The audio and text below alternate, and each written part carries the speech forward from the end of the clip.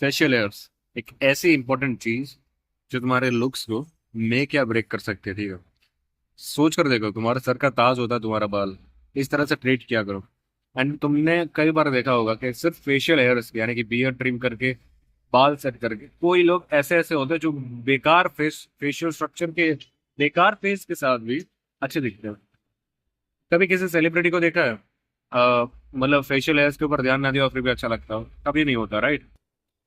Facial hairs इतना matter करते हैं, आपकी ग्रूमिंग से लेकर आपके लुक मैक्सिंग तक हर जगह फेशियल हेयर्स आते ही हैं। फिर वो चाहे कोई भी हो, आपके आईब्रोज हो, आपके बियर्ड हो, आपके हेयर हो, जो एक्चुअल हेयर हेड के, ठीक है। तो इनको स्टाइल कैसे करना है, इनको मेंटेन कैसे करना है, एंड इनको लॉन्ग रन में हेल्दी कैसे रखना है, हम लोग उसके बारे में आज बात करने वाले हैं। सो पहली चीज ये है, सबसे पहले तुम्हें अपना है ना हेयर का, अगर तुम्हें स्टाइल करना है, कुछ भी करना, ठीक है, पहले एटलीस्ट अपने हेयर को जान तो लो। तुम्हारे हेयर है कौन सा टाइप के, क्या वो सिल्की हैं या फिर वो कर्ली हैं? मैं भी एक इमेज अटैच कर दूंगा, ठीक है। तो उस हिसाब से देखो कि तुम्हारे कौन से टाइप में तुम बिलोंग करते हो। अभी जैसे सिल्की हेयर वाले हैं, ठीक है, वो करली हेयर स्टाइल नहीं रख सकते। जो करली हेयर वाले हैं वो सिल्की हेयर स्टाइल नहीं रख सकते, ठीक है।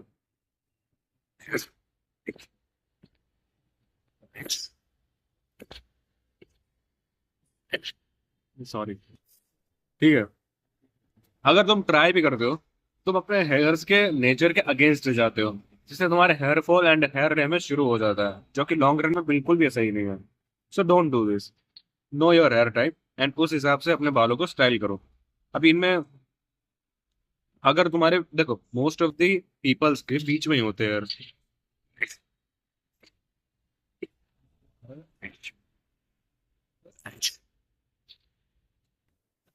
ठीक है। मोस्ट ऑफ द पीपल्स के हेयर्स बीच में ही होते हैं, तो वो इस साइड भी जा सकते हैं, इस साइड भी जा सकते हैं।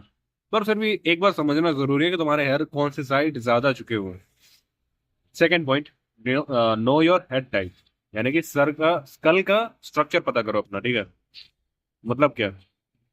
मतलब ये कि अभी देखो, किसी किसी के है ना एशियन, देखो एशियन फेस स्ट्रक्चर अलग होता है, ठीक है। अमेरिकन फेस स्ट्रक्चर अलग होता है।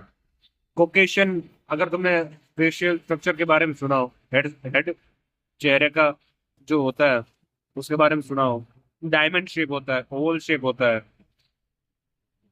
तो तुमने सुना, अगर सुना नहीं तो मैं इसके बारे में प्योरली वीडियो बनाऊंगा। अगर तुम नहीं जानते हो फिर भी अभी का अभी तुम्हें जानना है तो जाओ गूगल करो, जाकर वीडियो देखो जाकर यूट्यूब पर, ठीक है।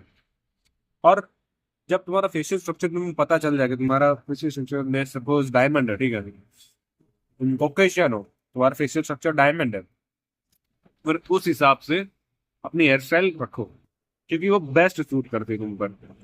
और अपनी है ना हेयरलाइन देखो पहले, ठीक है। तुमने बालों का टाइप जान लिया, तुमने अपने स्कल का स्ट्रक्चर जान लिया, अपनी एक हेयरलाइन भी देखो। क्या तुम्हारी जो हेयरलाइन है उस हिसाब से अगर तुम्हारी, तुम ये हेयर स्टाइल रखोगे, तो क्या ज्यादा वो एक्सपोज तो नहीं हो जाएगी, कहीं ज्यादा वो भद्दी तो नहीं लगेगी, गंजापन तो नहीं दिखेगा? एंड देन अपनी हेयर स्टाइल चूज करो वाइजली, ठीक है। अगर तुम चाहते हो मैं इस पर वीडियो पक्का बनाऊंगा, लेकिन तब तक ये थर्ड पॉइंट पर आते हैं। अभी ये पॉइंट थोड़ा सा है ना कंट्रोवर्शियल हो सकता है तुम्हारे लिए, हमारे बहुत सारे बिलीव्स को तोड़ सकता है कि अवॉइड शैम्पू एंड ऑयलिंग। तुमने बचपन से ऑयलिंग किया, तुमने बचपन से शैम्पू लगाया एंड उस चीज को कूल मानते हो तुम। बट द थिंग इज, हमारी बॉडी, हमारा हेयर्स बना ही नहीं है इन सब चीजों के लिए, इन केमिकल्स के लिए, इन प्रोडक्ट्स के लिए। तुम देखो, शैम्पू लगाते हो उससे क्या होता है, जो भी एक्सेसिव केमिकल्स है, जो भी डस्ट है, उन सबको वो साफ कर देता है, ठीक है। लेकिन उस चक्कर में जो नेचुरल ऑयल्स होते हैं, जो हेयर खुद प्रोड्यूस करता है हेल्थ, अपनी हेल्थ के लिए, तुम उसको भी वाइप आउट कर देते हो, जिससे तुम्हारे हेयर्स ड्राई होने लगते हैं एंड गंजापन आने लगता है for the long period of time, ठीक है। तो बहुत जल्दी गंजे हो जाओगे, तुम्हारे हेयरलाइन बहुत जल्दी पीछे चले जाएंगे एंड तुम फिर रिग्रेट करोगे, हेयर की डेंसिटी कम हो जाएगी, वॉल्यूम कम हो जाएगा एंड एवरीथिंग। हमारे हेयर्स में नेचुरली ये चीज है कि हम सेल्फ क्लीन कर सकते हैं अपने हेयर्स को। हम अपने सिर्फ पानी से ही धो ना, तब भी 70 to 80% डस्ट अपने आप निकल जाती है।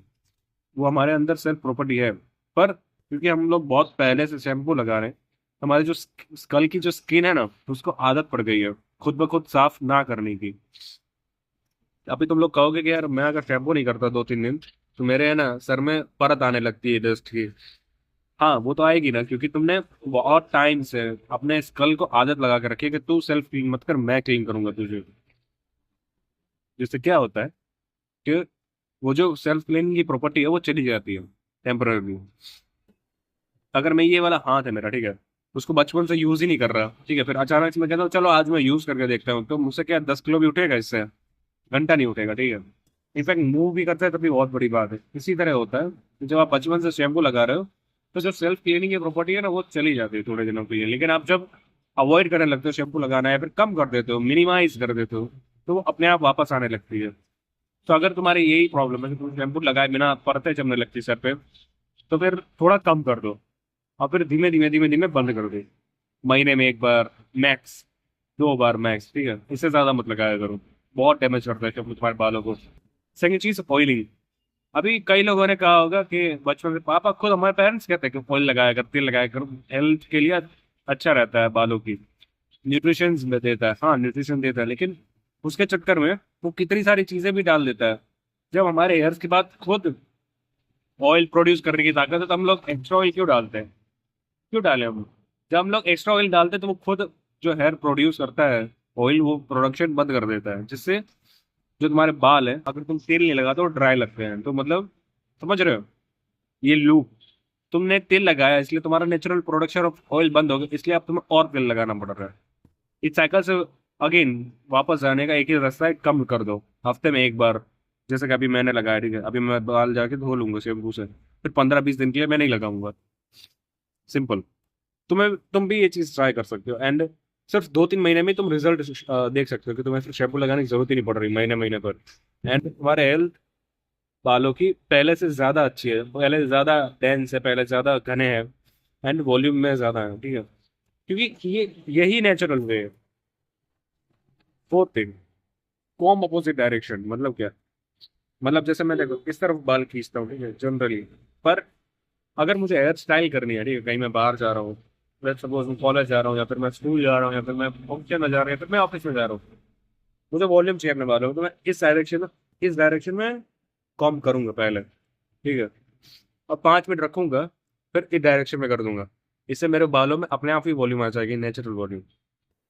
Use this स्ट्रिप्ट। इस ज्यादा मैं कुछ कहूंगा नहीं, जस्ट कमेंटेड अगर आपको अच्छी लगे तो, ठीक है, इसमें मैं लंबी वीडियो बना सकता हूँ। Fifth point and the last point, don't go छपरे हेयर स्टाइल। मतलब क्या? मतलब यहाँ से गंजे हो गए, यहाँ से गंजे हो गए, यहाँ पे एक वो लगा दिया, बन गए। आपको अच्छा लगेगा, ठीक है, लेकिन सामने वाले को कभी भी अच्छा नहीं लगेगा, डिस्गस्टिंग लगेगा। हार्दिक पांड्या को देखा है, यहाँ पे कलर कर लिया पिंक कलर का। कोई मेच्योरिटी नहीं झलकती तुम्हारे लुक से। जब मेच्योर नहीं लगते ना तुम, तो लोग तुम्हारी इज्जत नहीं करते और तुम छपरी लगते हो, तुम छक्के लगते हो, तुम बहुत ही बकवास लगते हो, तुम बहुत बुरे लगते हो। So don't go with that, ठीक है। ये जो ट्रेंड में आता है ना हेयर स्टाइल, उन सब के पीछे मत भागो।